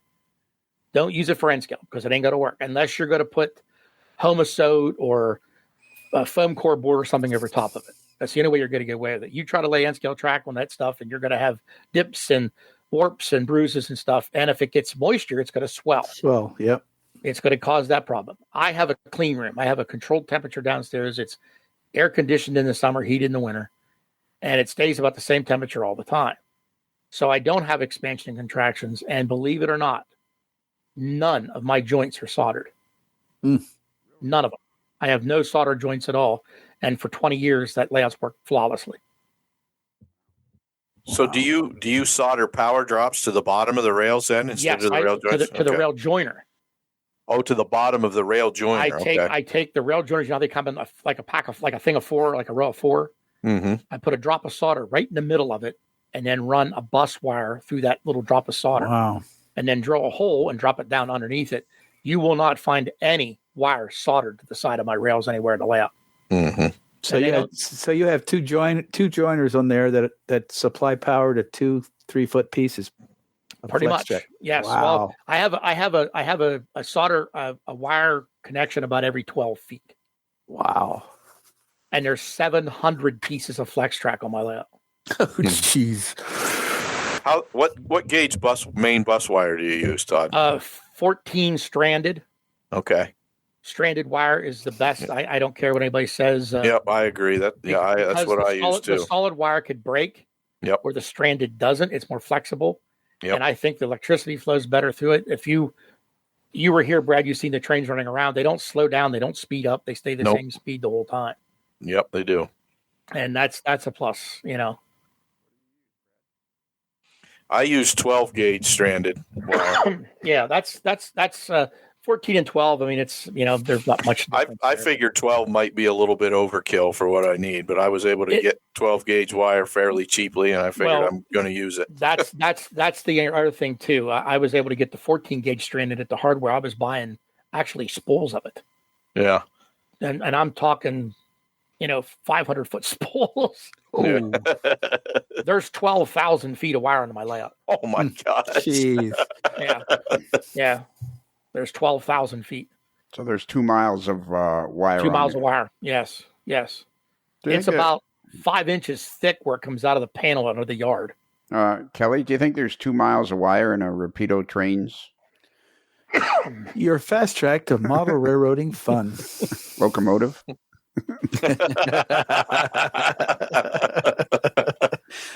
I only respond to Rapido trains. There you go. Havelock's dogs. This has been a lot of fun, Todd. And we'll have you on again in a few months when we got a bunch more questions. But it's like sure, anytime. Yeah, and somebody has to tell the Queso Cowboy about Tom Stock 2026. All right, I'll do it. Yeah, I'll take one for the Gipper. Yeah, it's a dirty job, but somebody's got to do it. But if you're down this way, and you're actually close by to me, you're welcome to stop anytime. Well, and we should tell people that on the Sunday, if they're headed that way, they can stop in and absolutely and see your layout. And you should come to Tomstock and spend the 3 days with us, or at least come on the Saturday for the barbecue and meet everybody. And meet be able to do that because I'm going to still be working yet. Okay. Well, come by on the Saturday and meet everybody and enjoy our barbecue, because it's you'll never meet a better bunch of people in model railroading. I know there's lots of great people in model railroading, but you won't meet a better bunch than the AML Nation. And then see Tom's layout too. And see Tom's layout and get to meet everybody. And Todd, weren't you and Becky thinking about coming to Amherst maybe next year too? Yes. Ooh. Awesome. Yes. Yeah. You've never been, have you? You said. No, I've never been because the railroad. The railroad keeps me away. Yep. Yeah. You were saying earlier that in Pittsburgh there is a bunch of old retired guys that do in operate. State College. Yeah, State College. Yeah, 30 miles. You're going to be in August, don't you? Yeah, probably. An old retired guy. Well, I know some of those guys would like to come here and operate the layout. I know that, and we've talked about it. But it'd be fun to see if you could work up some sort of. And I think it's cool that I understand what you're saying as a prototype railroader. You understand what real prototype operations would be, but it would be fun. Yeah. I always thought of operating a model railroad like playing Monopoly. Like it's a board game that you got to play properly. Otherwise, everybody can't enjoy it if everybody doesn't play it the same way. So I think you might enjoy it because you have such a beautiful layout, and it would be another fun way to use it. Yeah, I mean, it is. The open houses are enjoyable because we get to run trains and talk trains and hang out for the day and really enjoy life, so to speak. And Brad, to tell you this last one, the open house, he was here. It's just a lot of fun. So, Brad, how did you end up at the open house? When I got to think now, when we a bunch of Iron City guys carpooled up to Todd's place from the last Altoona N Scale weekend, and when I was sitting there talking to Todd and a good friend that we share, Jim Young Jim's become a good friend of mine. And Todd, you've known him since you were kids, I think, Yep, right? Yeah, I grew up with him. Yeah. That's when they both told me about Todd's open house in the fall and said, you need to come up to it. So I just drove from Crater out to Burnham and spent, I don't know, what was I, 2 or 3 hours anyway. Oh, yeah, I think I was 2 there. hours. Yeah, you just can't come for 10 minutes and leave. You got to stay. Yeah. So you went eat the food and relax. You went by yourself then, did you, Todd? Or Brad? You went by yourself, or? Yeah, the last Cool. time I just drove down by myself. Yep. Yeah, it's just not that big of a deal to get there for you. No, not at all. Well, and did you notice, when you drove down there, did you take any Rapido trains? Your fast track to model railroading fun. If it's N, if it's H-O, the fast track is Rapido. I can hardly wait till we get you your new microphone. I know. I can't wait either. I got the microphone. You got the microphone. You got the boom now. And today I ordered your interface for you. I bought 2 of those. Yeah, before I forget, Lon, I want to publicly thank you for this headset. It's very nice. It works very well. I want to thank you very much for being on our podcast twice now. You've been on, and you've been a great addition to the AM. I hope you join the AML Nation, and I hope you enjoy it because you'd be a great addition to the AML Nation. Yeah, I will probably do that. Yes. Go Leafs, go! Let's keep that in mind. Pittsburgh. Listen, Actually, you're not going to offend me on that one because I'm not a hockey fan. But if it's any fan, it's Pittsburgh. But it's always one of them things where the better team deserves to win. That's the way I look at it. Yeah, well, the Leafs always deserve to win. Period. End of sentence.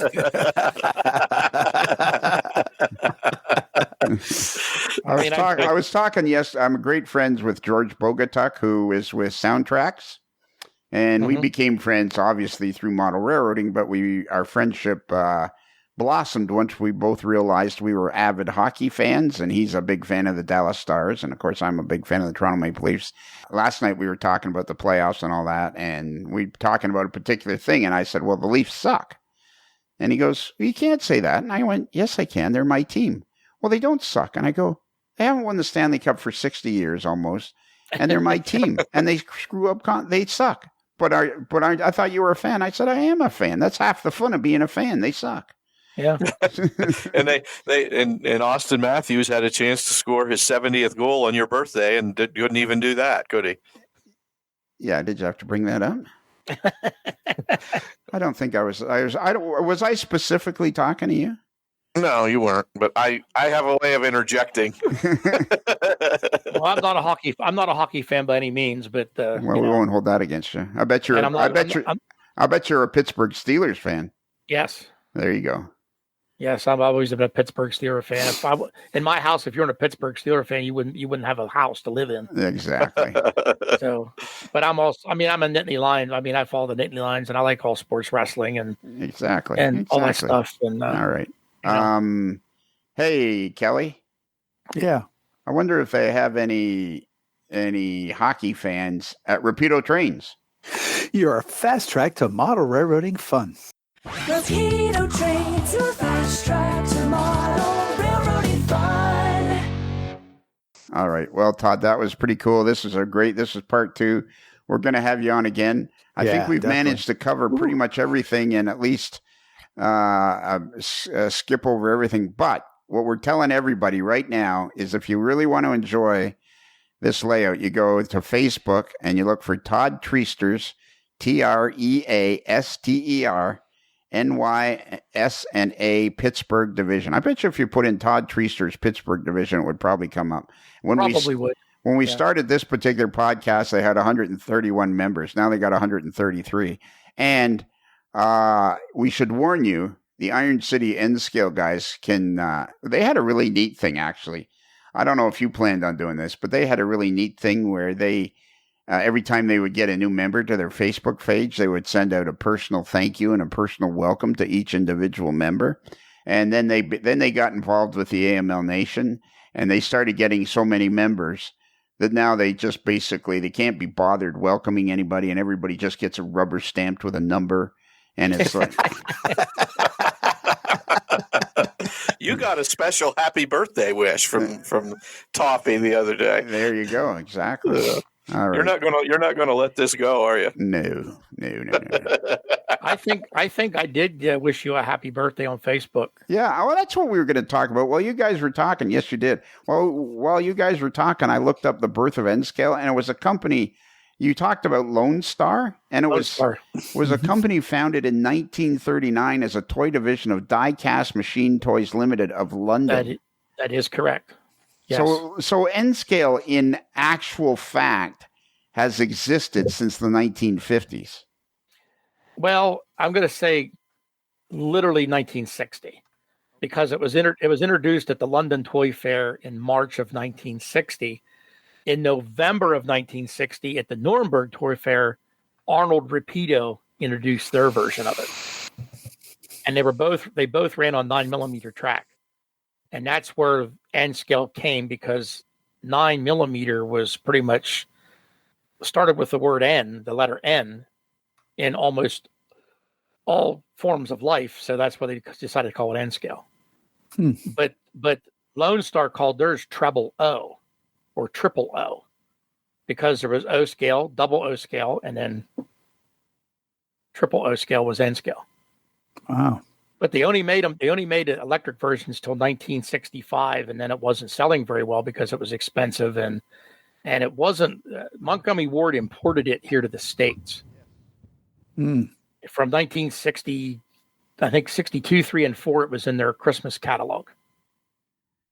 And so, what do you think? What do you think was from you and both you and Brad? I'm interested. What do you think was the catalyst that finally made N-Scale stick? I think it was the fact that Atlas and Minitrix come out with stuff that actually worked and worked well. Some of the early Atlas engines weren't the greatest. And the thing about a lot of people don't know is like Minitrix and AHM and Atlas, in the early days, their cars were made by Roco in Austria. Mm-hmm. And so were some of the engines. They were made by Roco. Mm-hmm. But the engines that were made by Minitrix were made in Germany. And I would say too, and Todd, you feel free to disagree, but one of the things that was kind of a stigma, I guess you could call it, against N-Scale was you can't operate on it. The engines don't run slow enough to operate. And right, they did. There was a couple brothers from, I think, in Illinois, called the Reed brothers, who made the Cumberland Valley system, and they, through remotoring and buying the right engines, proved that you could operate in N-Scale. It's an incredible layout. There's a story behind that too. Mm-hmm. There's a pair of brothers in the Netherlands, the Starmans, Hans and Mark Starmans, and they build N-Scale engines, and they took the Minitrix engines, and some of the ones that the Reed brothers had on their layout was built by them. Okay. And they redesigned, and just their work is phenomenal. They've been here to my house a couple of times too. So the Reeds or those other guys? The Starmans. Okay. Yeah, they've been here. And Wayne Reed just passed away. Oh, did he? I'm sorry, I didn't know that. He just passed away here, I think last week. I think a day or two. Right? I think a day or two after Kirk Reddy died, it was announced he passed away. Oh boy. Yeah. So what do you guys see as the future of N-Scale? Because obviously Mini Trains is still going strong and continues to prosper. Microtrains. I'm sorry, Kelly. I'm sorry. That's all right. Microtrains, as long as Kato, Atlas, and the newcomers like Rapido, as long as they're doing what they're doing, I think the future of N-Scale is going to be very strong. And to be honest with you, I think it's going to overtake HO at some point. Because of the space constraints that a lot of people have. And you can build a nice 4x8, 10x10, L-shaped layout for a moderately cost and run decent trains on it. You better not let Scooter hear that, because he's an S-Scale guy. Well, again, S-Scale is one of those, it's nice size, it's great, but there's so few people in it, they don't offer enough stuff to make it, That's why Scott is such a good scratch builder, because he basically has to scratch build pretty much everything. If you're not a scratch builder or a kit basher, you're not going to get the stuff you want in that. That's for sure. And also, O gauge is just getting so expensive and just out of price that unless you got unlimited space and unlimited money, you're sure not going to run 100-car trains in O gauge. That's so. And also, Scott can't say no. And also, he's a model builder extraordinaire. Although your cityscape is pretty impressive. I got to give you credit for that. Yeah. Have you ever thought of like approaching like RMC or something like that and be in that magazine? Model Railroader is interested. Oh, are they? Uh-huh. You should contact my buddy Otto Vondrak over there at RMC because he'd be very interested. Maybe I'll have to do that too at some point. Tell him Lytle sent you. Well, I don't know. Would that hurt or help there, Kelly? Yeah. I'm sure it would help. Oh, okay. All right. That's it. Kelly, can you give out our email address? Yes. If you want to reach us through the wonders of email, you can get us at modelerslife@gmail.com. That's modeler with one L like Lone Star, not two L's like collections. Wow.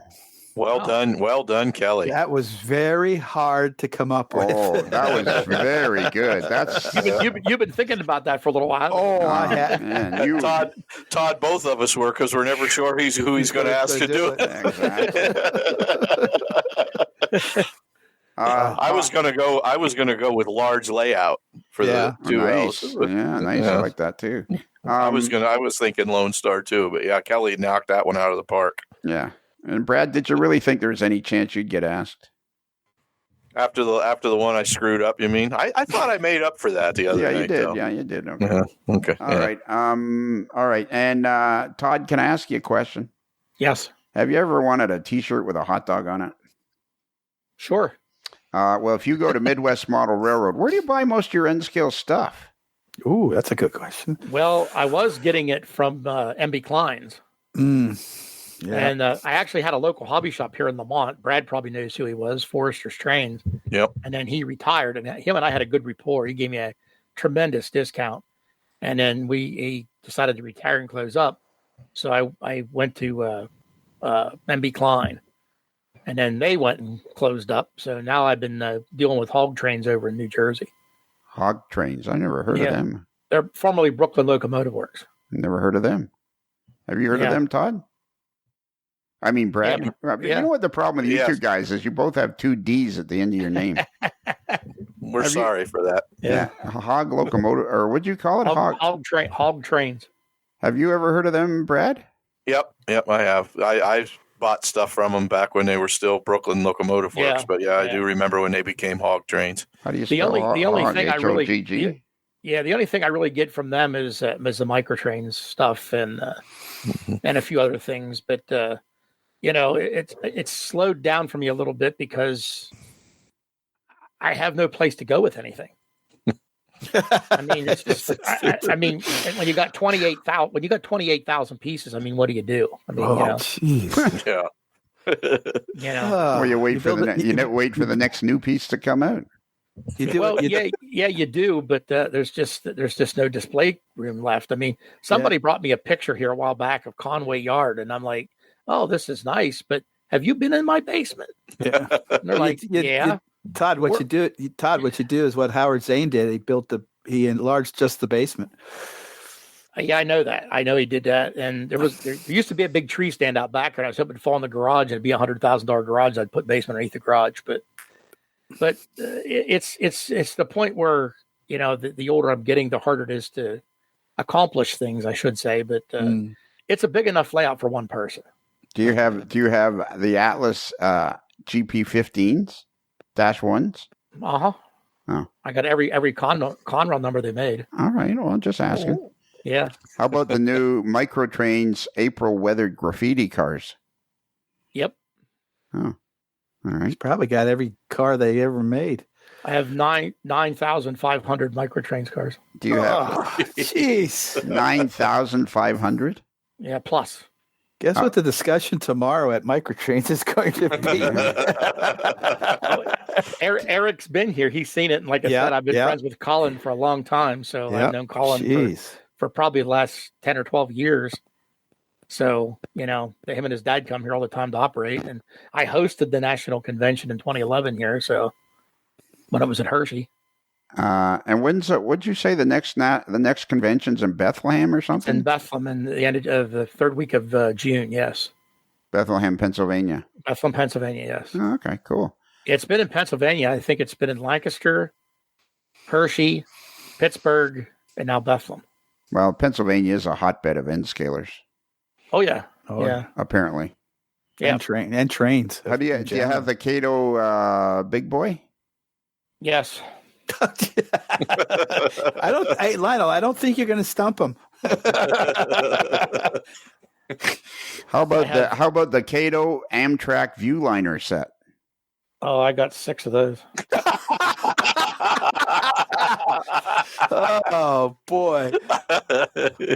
Oh. All right. How about the Cato Milwaukee post 1955 paint scheme? Is that the orange and brown one? I don't know. It says Cato Milwaukee. That's probably the yellow one that's painted UP colors. Yeah. Yeah. No, that's not out. That's not out yet. But yes, I will have it. Okay, smart guy. Where are you going to put it? Well, I have 339 passenger trains. Jeez. Oh my word! Yeah, 339 passenger trains. I got like 2,200 passenger cars. Don't you know that the hobby's dying? Yeah, I know. I have 23. Todd is single-handedly preventing that from happening. Yeah. I have 23 Union Pacific passenger trains. Yeah. I got 23 of them. 3 of them are the same. So I'm going to sell 2 of those to make room for another one coming in. Next time I'm talking to Jason Strawn of Rapido Trains. Your fast track to model railroading fun. If it's N, if it's H-O, the fast track is Rapido. And he's talking to me that he has a particular N scale item that won't sell. I got to say, well, you just need to talk to Todd Treaster and paint them. And he'll solve your problems. All right. Well, anyways, if you want a T-shirt with a hot dog on it, if you go to Midwest Model Railroad, and their URL is midwestmodelrr.com, and click and go across the navigation bar to other, and click on the click there on other. You'll see the drop down menu. It'll say AML shop. You can go in there, and boom, you're in a wonderland of AML merchandise: hats, hoodies, T-shirts, whatever you could possibly need. And in there, you'll find a T-shirt with a hot dog on it. Okay. Yeah. And hey, Lionel. Yeah. In addition to the email address that I gave out, they could also go to the website. And that's true. They could go to our website, amodelerslife.com, and click on the picture of Bruce, the moderately agitated mailboy in a particularly agitated state. And he's agitated because he's not here right now. And you could click on that picture, and boom, the email address is filled in, and all you got to do is put in your text. And Todd, if you get tired of listening to our free channel, which this show's on a Monday on a free channel, on Tuesdays we have for just a few cents a day, we have twice as much podcasting a week, because on Tuesday we have our paid channel, and there's lots and lots of fun stuff on that. We're a little bit more, well, believe it or not, we're even more loosey-goosey on that. It's kind of like Old Home Week. It's kind of like going to Todd's place on a Saturday. Everybody sits around going, boy, oh boy, that food is good. And then asking me, do you have this engine? Yes. Do you have this car? Yes. Yeah, do you have exactly. This Exactly. One guy told me, he asked me 3 questions. He said, I'm not going to ask you more. I'm just going to start looking myself. I'll just find it when I find it. Well, Lionel, I bet, is going to keep asking you, though. If he ever shows up, he's going to show up with a list. Yeah, I'll show up with a list, exactly. And I'm really cool. That you should do another article. You should contact Otto Vondrack, the editor of RMC, who is a close personal friend of mine, and tell him Lionel sent you, and see if you can do another article about how to do those buildings in the backdrop, because that is fantastic and really adds a lot to that corner of the layout. And also, if for even more, a few more cents a day, you can enter our When Am I Going to Get My T-Shirt contest, because those members get a exclusive, once a year they get an exclusive T-shirt that's only available to those particular Patreon members. And you get to enter the game show that's sweeping the nation. Hey, dude, where's my shirt? And I think sweeping the world, really. Sweeping the world, exactly. It's true. Yeah. Sweeping the world.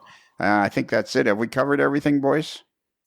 I believe we have. We yes. have. Sounds good to me. This was a lot of fun. A lot of I can't fun. wait to the next one. Yeah, exactly. And Yeah, I mean, anytime. I don't care. You guys want to call me, talk to me, whatever. absolutely. Message me on Facebook, please. We're going to get you. You know what? After you've been on Facebook for a few months and there's more stuff to look at and talk about, we'll get you back on the show. Yeah, that's fine. And we'll That's see how fine. many members you got on your Facebook page. As of right now, you got 133. So we'll see how much it jumps over the summer, and we'll go come back around. Yeah, well, I'm doing I put another page up. It's collecting N scale. Yeah, and we didn't talk about that. Yeah, and it's only going to be for the collecting part of it, the showcases and stuff. Yeah, and, well, we got to do another show talking about that. Then maybe we should do a whole show about talking about that. Yeah, I mean, it's been a lot of it's been an effort. What's the name? What's the name of that page? It's collecting N scale. That seems fairly straightforward. That I should be able to do without any help. Scale. I've only invited 50 people to it so far. So I just started it today. I was working around. Well, look at this. The guy had no pages. Then he comes on the show. Well, now. It's all your fault. Exactly. We call that the power of the overlord here. Yeah, when Lionel speaks, people listen. There it is. You got 12 members. Except me. I got 12 members already. I just put it up today. You got 12 members already. No, he's got 13 members now. Now he's got 13. But that first picture on there is that's the Lone Star collection. Yeah, cool. We got to talk about that then. All right. And there's the showcase room. Mm-hmm. Okay, with a TV and everything. That's the one room. There's another room off to the side of that. Oh, of course there is. Yeah, and then the walls around, then the walls under the layout and around the one wall by the city's showcases. You think you're popular now? Wait till these podcasts come out and people start tracking down your Facebook page. All right, that's it. We got to go. So now, Todd, at the appropriate moment, you've already done this once, but at the appropriate moment, you have to say "Happy Rails" to you. Now, the key is there's no singing, there's no dancing, there's no interpretation. You just say with enthusiasm, "Happy Rails" to you. Can you handle that? I'll give it a try. All right. Well, Todd, as we close the barn doors on another episode of A Modeler's Life and the sun slowly sets over the back 40, I guess there's nothing else left to do except for you to say, "Happy Rails" to you.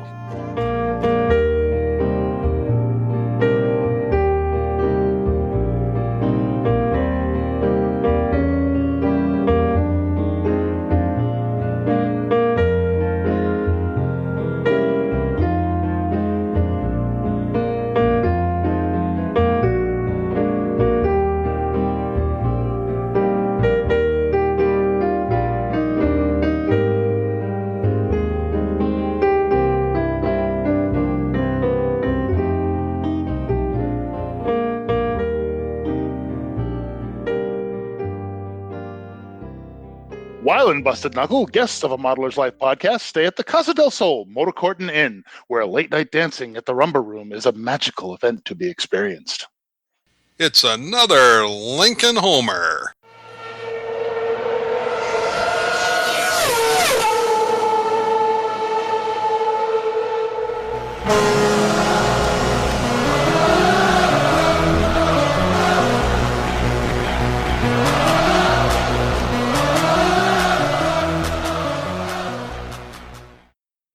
Another excellent podcast. Oh, that was one of my favorites. Well done, Todd. Good, thanks. I appreciate it.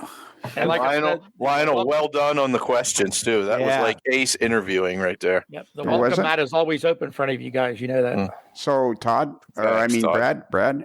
Yes. So some of the interviews not so good. No, they're all good, but you were really on your game tonight. Yeah. I thought I was watching Mario Lemieux put up like a 9-point night against the Maple Leafs. My one friend calls me the end god. That's